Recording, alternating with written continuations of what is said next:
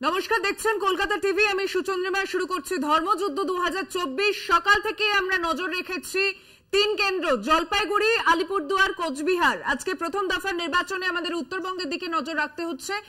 বিক্ষিপ্ত কিছু ঘটনার খবর আসছে, যেমন শীতলকুচি থেকে, দিনহাটা থেকে, জলপাইগুড়িতেও যেমন শান্তিপূর্ণ ভোটের ছবি দেখা গিয়েছে, ঠিক তেমন ভাবেই বেশ কিছু জায়গায় কিন্তু অশান্তির খবরও উঠে এসেছে।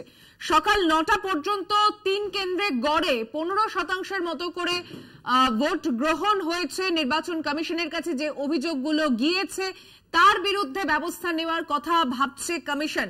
কোচবিহারের চান্দামারির দিকে নজর রেখেছিলাম, সেখানে তৃণমূল বিজেপির সংঘর্ষের খবর এসেছে। শীতলকুচি 286 নম্বর বুথে সেখানে উত্তেজনার খবর এসেছে। সামগ্রিকভাবে এই চিত্রগুলির দিকে আমরা তো নজর রাখছি। তবে লোকসভা নির্বাচন শুরু হলো দেশ জুড়ে, 102 আসনে আজকে প্রথম দফার নির্বাচন। বাংলার দিকে যদি শুধু নজর রাখি তাহলে উত্তরবঙ্গ 2019 সালে লোকসভা নির্বাচনে যে কেন্দ্রে ভালো ছাপ ফেলেছে বিজেপি, তৃণমূল কংগ্রেস, বিধানসভা নির্বাচন এবং তারপরে পঞ্চায়েত নির্বাচনের মধ্যে দিয়ে অনেকটাই কিন্তু পালাবদল হয়েছে। উত্তরবঙ্গের হাওয়া এবার কোন দিকে যেতে চলেছে এই লোকসভা নির্বাচনের পরবর্তী সময় থেকে, তা আজকে প্রথম দফাতেই একটু আঁচ বোঝার চেষ্টা করব। আমাদের সঙ্গে প্যানেলিস্ট উপস্থিত রয়েছেন, তাদের সঙ্গে আলোচনা হবে এবং প্রতি মুহূর্তে প্রত্যেক জায়গার খবর আপনাদেরকে দিতে থাকবো আমরা। আমার সঙ্গে আজকে আলোচনা এই মুহূর্তে রয়েছেন সিপিএম এর বক্তা পল্লব মুখার্জি, বামেদের তরফ থেকে বক্তব্য রাখতে এসেছেন পল্লব মুখার্জি, স্বাগত জানাচ্ছি আপনাকে। তৃণমূল কংগ্রেসের বক্তা রয়েছেন কৃষাণু মিত্র, স্বাগত জানাচ্ছি আপনাকে। বিজেপির বক্তা রয়েছেন স্নেহায়ন সরকার, স্বাগত জানাচ্ছি আপনাকে। আমি শুরুতেই আসছি কৃষাণু মিত্রর কাছে। তৃণমূল কংগ্রেস বেশ কিছু জায়গায় বিজেপির দিকে অভিযোগ তুলছে। শীতলকুচির দিকে আমি একটু নজর দেওয়ার চেষ্টা করব। আমরা বিধানসভার সময় শীতলকুচির ঘটনা এখনো ভুলিনি। সেই ঘটনার পর বিশেষভাবে শীতলকুচিতে যে পরিস্থিতি, 286 নম্বর বুথ থেকে উত্তেজনার খবর আসছে, কি ব্যাখ্যা আপনাদের? ব্যাখ্যা নয়, দেখুন, কালকেই তো এই বিষয়ে আমরা নির্বাচন কমিশনকে জানিয়েছিলাম।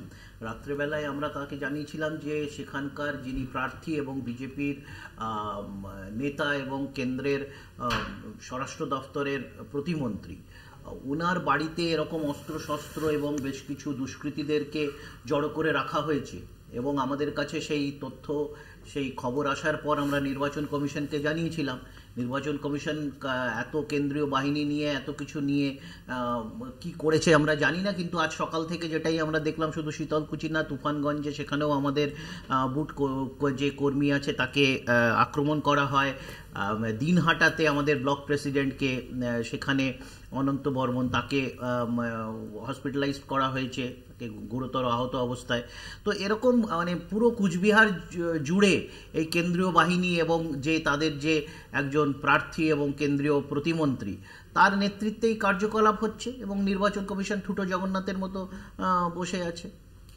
স্নেহায়ন, এই যে অভিযোগ বারবার করে নিশীথ প্রামাণিক তুলে যাচ্ছেন এবং উদয়ন গুহ, তিনি আজকে হাসপাতালে আক্রান্তকে দেখতে গিয়েছিলেন, তিনিও সেখানে গিয়ে কিন্তু বললেন যে নির্বাচন কমিশনে তার বিরুদ্ধে অভিযোগ জানানো, তাকে তার এলাকার বাইরে যেতে দেওয়া হবে না, কিন্তু তারপরে এই অশান্তিগুলো কারা করছে?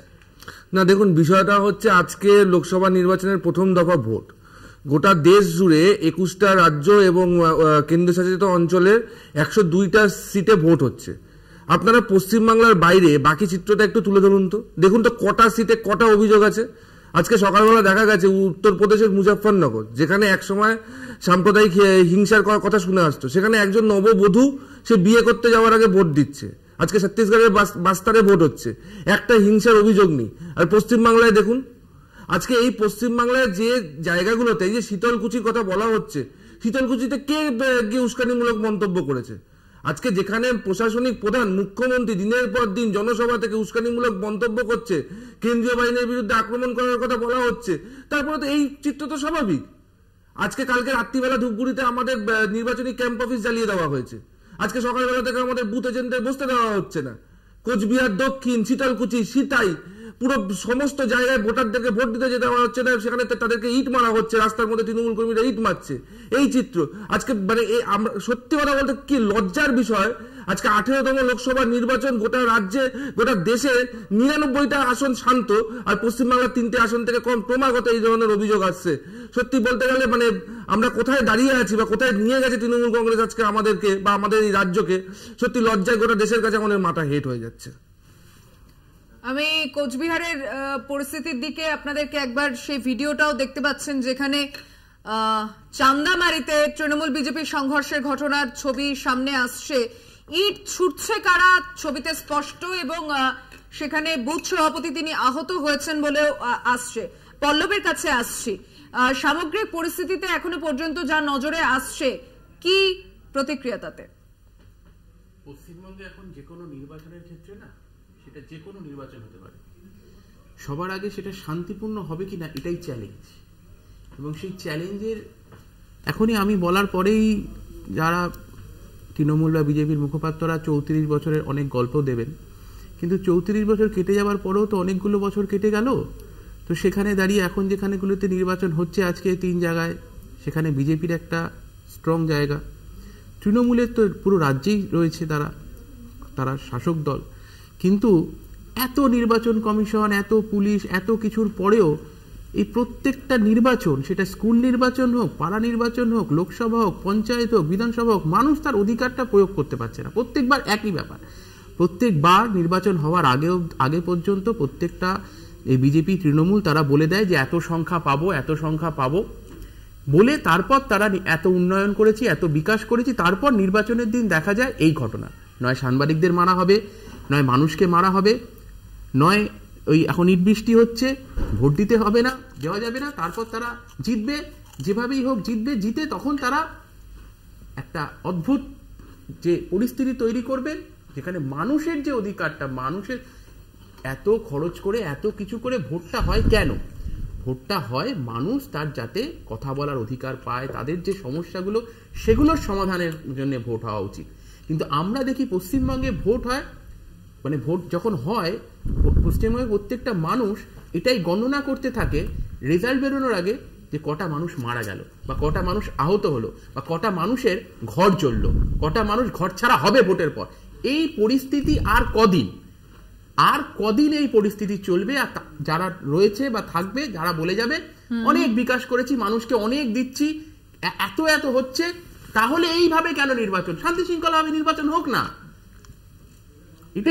কৃষ্ণনগর নির্বাচন করানোর দায়িত্ব কমিশনের, পর্যাপ্ত বাহিনী কি তাহলে এখানে নেই? বিরোধীরা যে অভিযোগ আপনাদের দিকে আনছে, রাজ্যের শাসক দল হিসেবে কি প্রতিক্রিয়া? আমাদের রাজ্য শাসক দলের তত্ত্বাবধানে তো আর ভোট হচ্ছে না, এটা কেন্দ্রের ভোট, কেন্দ্রীয় নির্বাচন কমিশন, কেন্দ্রীয় বাহিনী।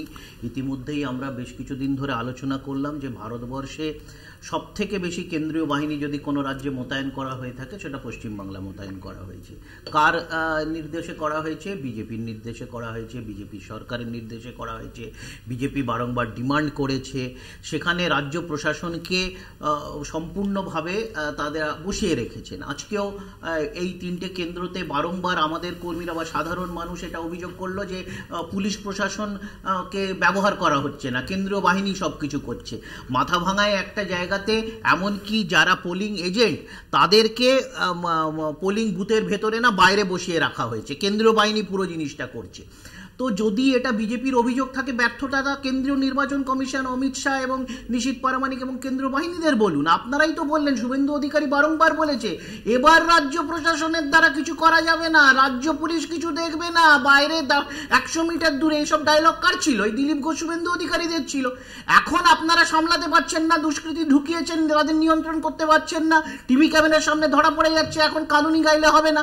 এবং আজকে এই যে বলা হচ্ছে বাংলা কেন্দ্রিক কথায়, তো আমরা দেখেছি গদি মিডিয়ার একটা অংশকে পকেটস্থ করেছেন বলে তারা রিপোর্ট করছে না। রিপোর্ট করলেও বেশ কিছু জায়গাতে ইতিমধ্যেই পশ্চিমবাংলার বাইরে সেখানেও সংঘর্ষের খবর আসছে, কিন্তু বিজেপি সেগুলো দেখবে না, কারণ কি বিজেপি তো বাঙালি বিদ্বেষী, বাংলা বিদ্বেষী। তো তারা ঘুরে ফিরে আসবে বাংলাতে, বাংলার মানুষ ভোট পায় না, দোষটা বাঙালি। তো এই যে মানসিকতা, আর সিপিএম এর কথা বাদ দিলাম, সিপিএম তো এই যে নির্বাচনী হিংসা করে নির্বাচন হয়, এটা তো বাংলা মানুষকে প্রথম দেখিয়েছে সিপিএম, এবং যেটা ধাপে ধাপে উন্নত বামফ্রন্ট, উন্নততর বামফ্রন্ট, উন্নততম বামফ্রন্ট, এই যে 7 দফার বামফ্রন্টের যে উন্নত করেছেন, এটা তো নির্বাচনী প্রক্রিয়াটাকে উন্নত করেছিলেন, যেটাকে আমরা সায়েন্টিফিক রিগিং বলতাম ছোটবেলায়। তো আমি তোমাকে আটকাইনি ভাই, তুমি কেন কথা বলছো? তোমার সময় তো তুমি বললে।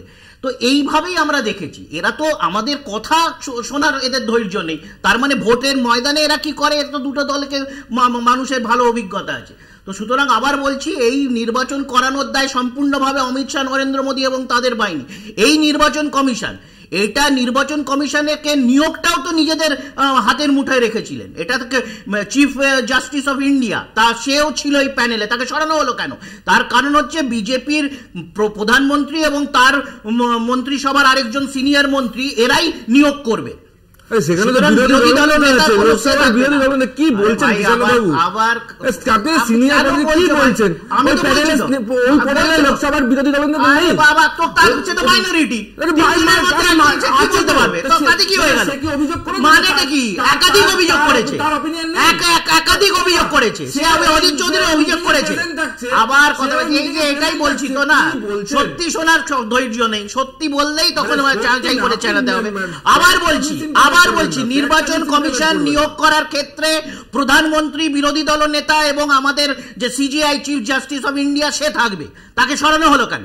তার কারণ হচ্ছে প্রধানমন্ত্রী এবং তার মন্ত্রিসভার সদস্যর মেজরিটি নিয়ে আসতে হবে, বিরোধী দলের নেতার প্রতিবাদকে গৌণ করে দিতে হবে। তো এই স্বৈরতান্ত্রিক মানসিকতা তো যেইভাবে প্রধানমন্ত্রী 10 বছর সরকার চালিয়েছে ওইভাবে নিয়োগ করছে। একটা ছোট্ট বিরতিতে যাচ্ছি, ফিরছি এক্ষুনি বিরতি নিয়ে। সঙ্গে থাকুন ধর্মযুদ্ধ 2024 নিয়ে।